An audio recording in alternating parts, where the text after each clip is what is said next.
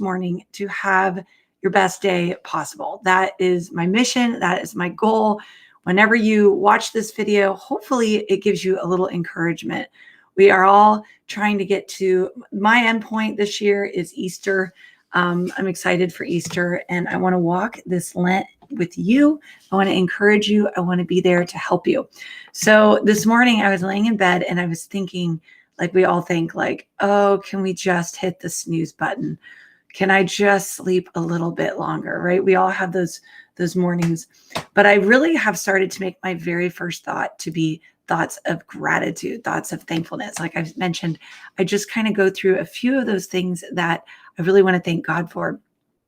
But what was interesting is I was thanking God for my daughter's preschool this morning. That was one of my first thoughts. And then I'm like, oh, I'm snack lady. So because of that gratitude, I now am going to sprint to Kroger this morning, right when they open at 7 a.m. and pick up snack for everyone. But I was thinking, like, if I wouldn't have been going through those points of gratitude, really training my mind to be focused on starting my day with Thanksgiving, maybe I wouldn't have remembered that I was snack lady. Now it was in my planner, but at the same time, sometimes mornings get super busy and we don't always check our schedules. So it is a new day. Today is day 8. I was reading from Matthew 7 today, where the gospel comes from. And I just want to highlight one key point, and that is to do unto others as you have. Do unto others as to what you desire of them. I'm not doing very well this morning. Whatever you have them do unto you. So this idea, I'm kind of slow this morning. You guys are going to have to forgive me for my. I took some notes and I couldn't even read my handwriting. But this idea of the golden rule, being how when we treat others with respect, when we go out of our way to be loving, to be kind, to be merciful, to be agents of goodness to others, what a blessing it is for everyone, that golden rule of respect. And I think that in family, we can forget that more than any of our other relationships. Someone once said that, love your neighbor as yourself.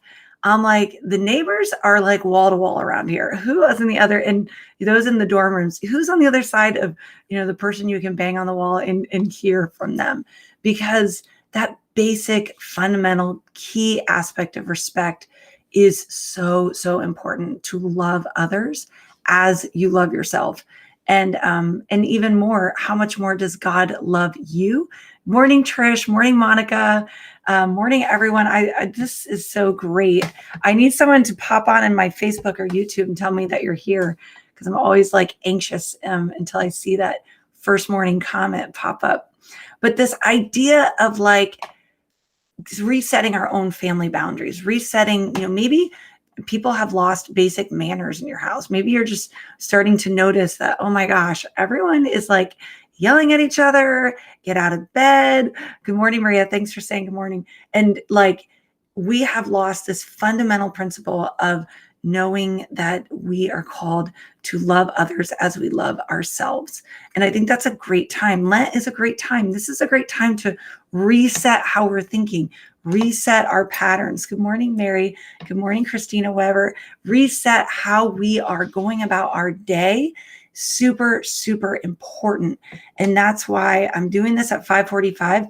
Hopefully you guys are like, oh my gosh, I started waking up early. Now I have time to get to my morning. Janelle was on the treadmill yesterday. Maybe you're having time to get to the things that you need to do. And so you're less stressed. You're less apt to be cranky. You're less apt to be short with your children. Or, like yesterday I had, good morning, Zori.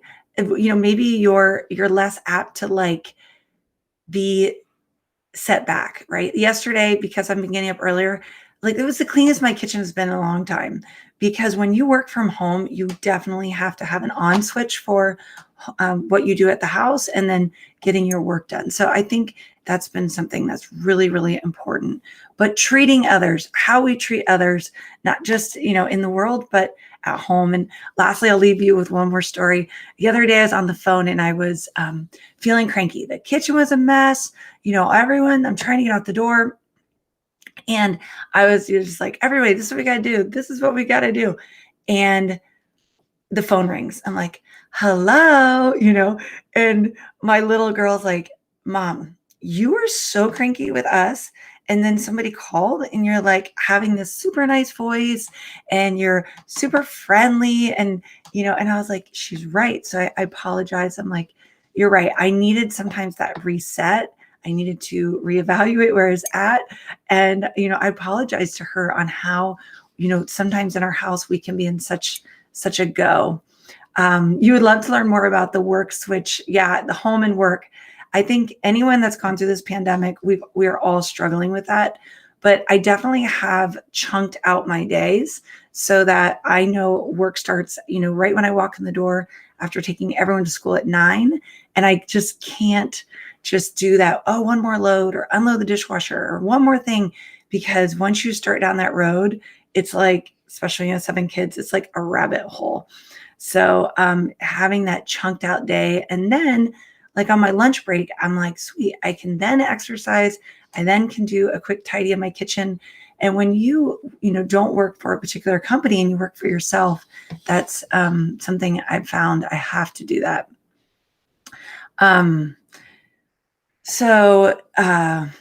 Anyways, this is such a great day. I love having everyone on this morning, and we will just keep journeying on. It's day 8.